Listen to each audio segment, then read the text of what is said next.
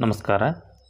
ತರಬೇತಿ ನಿರ್ದೇಶನಾಲಯ, ಪೊಲೀಸ್ ಸಂಶೋಧನೆ ಮತ್ತು ತರಬೇತಿ ಬ್ಯೂರೋ, ಗೃಹ ಮಂತ್ರಾಲಯ, ಹೊಸ ದೆಹಲಿರವರು ಪೊಲೀಸ್ ಸಿಬ್ಬಂದಿಗಳಿಗಾಗಿ ಕೈಪಿಡಿ ಎನ್ನುವಂತಹ ಒಂದು ಪುಸ್ತಕವನ್ನು ರಚಿಸಿದ್ದು, ಈ ಪುಸ್ತಕದಲ್ಲಿ ಸಶಸ್ತ್ರ ಬಲಗಳ ಪೊಲೀಸರ ಕರ್ತವ್ಯಗಳ ಕುರಿತು ಅಧ್ಯಾಯ 2ರಲ್ಲಿ ವಿವರಿಸಲಾಗಿದೆ. ಅದರಂತೆ ಕೈದಿ ಬೆಂಗಾವಲು ಕರ್ತವ್ಯ ಈ ರೀತಿಯಾಗಿರುತ್ತದೆ. ಕೈದಿಯನ್ನು ಬೆಂಗಾವಲು ಕರ್ತವ್ಯದಲ್ಲಿ ಯೋಗ್ಯವಾದ ಪೊಲೀಸ್ ಸಂರಕ್ಷಣೆಯಲ್ಲಿ ಕರೆದೊಯ್ಯಬೇಕು. ಅವಶ್ಯಕತೆಗೆ ಅನುಗುಣವಾಗಿ ಕೈಕೋಳ ಮತ್ತು ಸರಪಳಿ ಉಪಯೋಗ ಮಾಡಬೇಕು. ಬಳಸುವ ಮೊದಲು ಕೈಕೋಳ ಮತ್ತು ಸರಪಳಿಯನ್ನು ತಪಾಸಣೆ ಮಾಡಬೇಕು. ಬಂಧಿತ ಆರೋಪಿಯನ್ನು ಆತನ ಸ್ವಂತ ವಾಹನ ಅಥವಾ ನೆಂಟರಿಷ್ಟರ ಜೊತೆ ಕರೆದುಕೊಂಡು ಹೋಗಬಾರದು. ಆರೋಪಿಯನ್ನು ಠಾಣೆಯಿಂದ ಕೋರ್ಟ್ಗೆ ಕರೆದೊಯ್ಯುವ ಸಮಯದಲ್ಲಿ ಆಜ್ಞಾಪತ್ರ, ಮುಖ್ಯ ವಿಚಾರಣೆಯ ವರದಿ ಹಾಗೂ ಇನ್ನಿತರೆ ಸಂಬಂಧಿತ ಕಾಗದ ಪತ್ರಗಳನ್ನು ಬಹಳ ಚೆನ್ನಾಗಿ ಓದಿ ತಿಳಿದಿರಬೇಕು. ಆರೋಪಿಯ ತಪಾಸಣೆಯ ವೇಳೆಯಲ್ಲಿ ದೊರೆತ ವಸ್ತುಗಳು, ದುಡ್ಡು, ಹಣ, ಕನ್ನಡಕ, ಡೈರಿ, ಗಡಿಯಾರ ಇತ್ಯಾದಿಗಳನ್ನು ಕಾನೂನಿನಂತೆ ಜೈಲರ್ನ ಸುಪರ್ದಿಗೆ ಒಪ್ಪಿಸಿ ರಸೀದಿ ಪಡೆದುಕೊಂಡಿರಬೇಕು, ಬಂಧಿತನ ಸಂಪತ್ತಿನ ಪಟ್ಟಿಗನುಗುಣವಾಗಿ. ಕೊನೆಯದಾಗಿ, ಕೈದಿಯ ಬೆಂಗಾವಲಿನ ಸಮಯದಲ್ಲಿ ಆತನನ್ನು ಸ್ವತಂತ್ರವಾಗಿ ಮುಕ್ತವಾಗಿ ಬಿಡಬಾರದು ಹಾಗೂ ನೇರವಾಗಿ ನ್ಯಾಯಾಲಯದಲ್ಲಿಯೇ ಕರೆದೊಯ್ದು ಹಾಜರುಪಡಿಸಬೇಕು. ಎರಡನೇದಾಗಿ, ಟಪಾಲು ಡ್ಯೂಟಿ. ಟಪಾಲನ್ನು ಎಲ್ಲಿಗೆ ಒಯ್ಯಬೇಕೋ ಅಲ್ಲಿಗೆ ಒಪ್ಪಿಸಿ ಸ್ವೀಕೃತಿ ಪತ್ರವನ್ನು ಪಡೆಯಬೇಕು. ಟಪಾಲನ್ನು ಸರಿಯಾದ ಸ್ಥಳಕ್ಕೆ ವಿಳಂಬವಾಗದೆ ತಲುಪಿಸಬೇಕು. ಏಕೆಂದರೆ ಸಂಬಂಧಿಸಿದ ಅವಶ್ಯಕ ಕಾಗದ ಪತ್ರಗಳು ಅಥವಾ ಸೂಚನೆಗಳು ತಲುಪುವಲ್ಲಿ ವಿಳಂಬವಾದರೆ ಅವಶ್ಯಕವಾದ ಕಾರ್ಯಾಚರಣೆಯಲ್ಲಿ ತೊಂದರೆ ಉಂಟಾಗುತ್ತದೆ. 3. ಯಾವ ವ್ಯಕ್ತಿ ಅಥವಾ ಕಾರ್ಯಾಲಯದ ಹೆಸರಿನಲ್ಲಿ ಟಪಾಲು ಇರುವುದೋ ಅವರಿಗೆ ಅದನ್ನು ತಲುಪಿಸಿ ಅದರ ರಸೀದಿಯನ್ನು ಅವಶ್ಯಕವಾಗಿ ಪಡೆಯಬೇಕಾಗಿದೆ. 4. ಯಾವುದೇ ಟಪಾಲನ್ನು ನಾವು ತೆರೆದು ನೋಡಬಾರದು. 5. ಟಪಾಲನ್ನು ಒಯ್ಯುವಾಗ ಅತ್ಯಂತ ಜಾಗೃತನಾಗಿರಬೇಕು. ಅದು ಎಲ್ಲಿಯೂ ಕಳೆದು ಹೋಗಬಾರದು. 5. ಯಾವ ಕಾರ್ಯಾಲಯದಲ್ಲಿ ಟಪಾಲನ್ನು ಜಮಾ ಮಾಡಬೇಕಾಗಿದೆಯೋ ಅಲ್ಲಿಂದ ಯಾವುದೇ ಇತರೆ ಟಪಾಲು, ಉತ್ತರ, ಮರುಪತ್ರಗಳಿದ್ದರೆ ಅವುಗಳನ್ನು ಅವಶ್ಯಕವಾಗಿ ತೆಗೆದುಕೊಂಡು ಬರಬೇಕು. 3. ಗಸ್ತು ಕರ್ತವ್ಯ. 1. ಗಸ್ತಿಗಾಗಿ ನೇಮಿಸಲ್ಪಟ್ಟಿರುವ ಪೊಲೀಸರು ನಿರ್ದಿಷ್ಟವಾದ ಕ್ಷೇತ್ರದಲ್ಲಿ ಗಸ್ತನ್ನು ಮಾಡಬೇಕು. ನೀಡಿದ ಸೂಚನೆಗಳ ಮೇರೆಗೆ ಕಾರ್ಯನಿರ್ವಹಿಸಬೇಕು. 2. ಗಸ್ತಿನಲ್ಲಿ ನಿರ್ಧರಿತ ಸಮಯಾವಧಿಯವರೆಗೆ ಗಸ್ತನ್ನು ಮಾಡಬೇಕು. 3. ಗಸ್ತಿನಲ್ಲಿರುವಾಗ ತನ್ನ ಕ್ಷೇತ್ರದಲ್ಲಿ ತಲೆಮರೆಸಿಕೊಂಡಿರುವ ಆರೋಪಿಗಳು ಹಾಗೂ ಸಂಶಯಾಸ್ಪದ ವ್ಯಕ್ತಿ ಮತ್ತು ಅಪರಾಧಿಗಳ ಮೇಲೆ ನಿಗಾವಹಿಸಬೇಕು ಮತ್ತು ಅವಶ್ಯಕತೆಗೆ ಅನುಗುಣವಾಗಿ ಅವರನ್ನು ಬಂಧಿಸಬೇಕು. 4. ಗಸ್ತಿನಲ್ಲಿರುವಾಗ ಅಪರಿಚಿತ ವ್ಯಕ್ತಿಗಳೊಂದಿಗೆ ವಿಚಾರಿಸಿ ಅವರ ಬಗ್ಗೆ ಮಾಹಿತಿ ಸಂಗ್ರಹಿಸುವ ನಿಟ್ಟಿನಲ್ಲಿ ಪ್ರಯತ್ನ ಮಾಡಬೇಕು. 5. ಗಸ್ತು ಮಾಡುವಾಗ ಮದ್ಯದ ಬಟ್ಟಿಗಳ, ಜೂಜಾಟದ ಮಳಿಗೆಗಳಲ್ಲಿ, ಬಸ್ ಸ್ಟ್ಯಾಂಡ್, ರೈಲ್ವೆ ಸ್ಟೇಷನ್, ವಿಶ್ರಾಂತಿ ಗೃಹಗಳು, ಸಂತೆ, ಮಾರುಕಟ್ಟೆ, ಬ್ಯಾಂಕ್ ಇತ್ಯಾದಿಗಳ ಮೇಲೆ ಹೆಚ್ಚಿನ ನಿಗಾ ವಹಿಸಬೇಕಾಗಿರುತ್ತದೆ. ಕಳ್ಳಬಟ್ಟಿ ಹಾಗೂ ಜೂಜಾಟದ ಬಿಡಾರಗಳನ್ನು ನಾಶಗೊಳಿಸಲು ಪ್ರಯತ್ನಿಸಬೇಕು ಹಾಗೂ ಕಾನೂನಿನ ಪ್ರಕಾರ ಕ್ರಮ ತೆಗೆದುಕೊಳ್ಳಬೇಕು. 6. ಗಸ್ತಿನ ಸರದಿಯಲ್ಲಿ ಕಾನೂನು ಸುವ್ಯವಸ್ಥೆಯ ಕುರಿತಂತೆ ಸಮಸ್ಯೆಗಳಿದ್ದರೆ ಅಥವಾ ಯಾವುದೇ ರೀತಿಯ ಅಪರಾಧಗಳ ಬಗ್ಗೆ ಸಂಶಯ, ಭೀತಿ ಇದ್ದರೆ ಭೂ ವಿವಾದ ಇತ್ಯಾದಿಗಳ ತಕರಾರುಗಳಿಗೆ ತಕ್ಷಣವೇ ಠಾಣೆಯ ಪ್ರಭಾರಿ ಮತ್ತು ಮೇಲಾಧಿಕಾರಿಗಳಿಗೆ ಇದರ ಮಾಹಿತಿಯನ್ನು ನೀಡಬೇಕು. 7.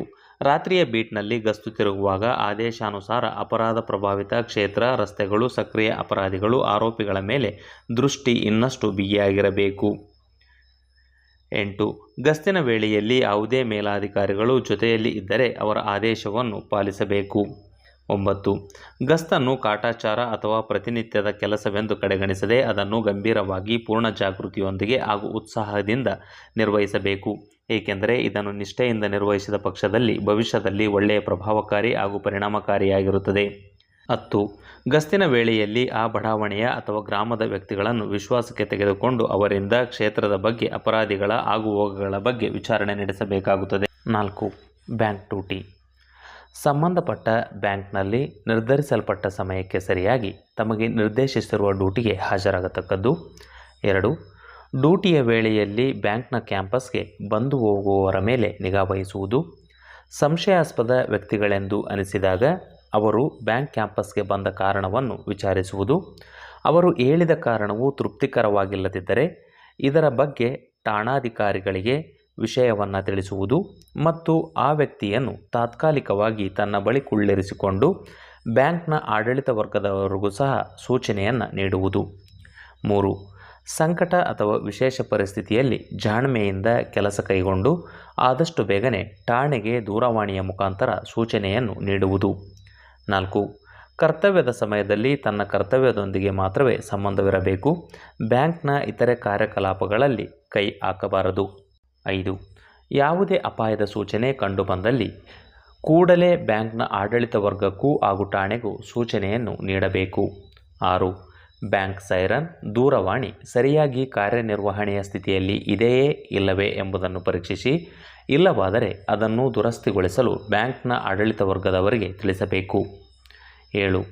ಬ್ಯಾಂಕ್ನ ಹೊರಗಡೆ ಅಥವಾ ಮುಂದೆ ಚಹಾ, ಪಾನ್, ತಳ್ಳುಗಾಡಿ, ಕೈಗಾಡಿ ಇತ್ಯಾದಿಗಳ ಬಳಿಯಲ್ಲಿ ಅನಾವಶ್ಯಕವಾಗಿ ಹಾಗೂ ಸಂದೇಹಾಸ್ಪದ ವ್ಯಕ್ತಿಗಳೆಂದು ಅನಿಸಿದರೆ ಅವರ ತಪಾಸಣೆಯನ್ನು ನಡೆಸಬೇಕು. 5. ದೂರವಾಣಿ ಕರ್ತವ್ಯ. ದೂರವಾಣಿಯ ಸೇವಾ ಸೌಲಭ್ಯಗಳ ಪ್ರಕಾರಗಳು. PCO ಅಂದರೆ ಸ್ಥಳೀಯ, STD ಅಂದರೆ ಅಂತಾರಾಜ್ಯ ದೂರವಾಣಿ ಕೇಂದ್ರ, IST ಅಂದರೆ ಅಂತಾರಾಷ್ಟ್ರೀಯ ದೂರವಾಣಿ ಕೇಂದ್ರ. ಲಿಖಿತ ರೂಪದಲ್ಲಿ ಸಂದೇಶಗಳನ್ನು ರವಾನಿಸುವುದು. 1. TP ಸಂದೇಶ ಅಂದರೆ ಟೆಲಿಪ್ರಿಂಟರ್ ಮೂಲಕ ಸಂದೇಶ ಕಳುಹಿಸುವುದು. 2. ಫ್ಯಾಕ್ಸ್ ಸಂದೇಶ, ಫ್ಯಾಕ್ಸ್ ಮೆಷಿನ್ನ ಮೂಲಕ ಸಂದೇಶ ಕಳುಹಿಸುವುದು. 3. ಇಮೇಲ್, ಕಂಪ್ಯೂಟರ್ನ ಸಹಾಯದಿಂದ ಅಂತರ್ಜಾಲದ ಮೂಲಕ ಸಂದೇಶವನ್ನು ಕಳಿಸುವುದು. ದೂರವಾಣಿಯ ನಿರ್ವಹಣೆ. ದೂರವಾಣಿಯ ಜವಾಬ್ದಾರಿಯನ್ನು ಸರಿಯಾಗಿ ನಿರ್ವಹಿಸುವುದು. ದೂರವಾಣಿಯನ್ನು ಸುರಕ್ಷಿತ ಸ್ಥಳದಲ್ಲಿ ಇಡುವುದು. ಸಮಯಕ್ಕನುಗುಣವಾಗಿ ಅದರ ದುರಸ್ತಿ ಹಾಗೂ ಸ್ವಚ್ಛಗೊಳಿಸುವುದು. ದೂರವಾಣಿಯನ್ನು ಉಪಯೋಗಿಸುವಾಗ ಪಾಲಿಸಬೇಕಾದ ಕೆಲವು ಅತ್ಯವಶ್ಯಕ ವಿಚಾರಗಳು. 1. ಸಭ್ಯತೆಯಿಂದ ಪರಿಚಯವನ್ನು ನೀಡುವುದು ಮತ್ತು ದೂರವಾಣಿ ಕರೆ ಮಾಡುವವರ ಪರಿಚಯವನ್ನು ಪಡೆಯುವುದು. 2. ಸಂದೇಶವನ್ನು ತಕ್ಷಣವೇ ಪಾಲಿಸುವುದು. 3. ಮೇಲಾಧಿಕಾರಿಗಳು ಇಲ್ಲದೇ ಇರುವ ಸಂದರ್ಭದಲ್ಲಿ ದೊರೆತಿರುವ ಸಂದೇಶವನ್ನು ಬರೆದಿಟ್ಟುಕೊಂಡು ಮೇಲಾಧಿಕಾರಿಗಳು ಬಂದೊಡನೆ ಅವರಿಗೆ ಆ ಸಂದೇಶವನ್ನು ತಿಳಿಸುವುದು. 4. ದೂರವಾಣಿಯ ದುರುಪಯೋಗವನ್ನು ಮಾಡದಿರುವುದು. 5. ಮಾತನಾಡುವಾಗ ಸಣ್ಣ ಧ್ವನಿಯನ್ನು ಪಾಲಿಸಬೇಕು. 6. ಮಾತುಕತೆ ಸಂಕ್ಷಿಪ್ತವಾಗಿರಬೇಕು. 7. ಶಿಷ್ಟಾಚಾರವನ್ನು ಪಾಲಿಸಬೇಕು. 8.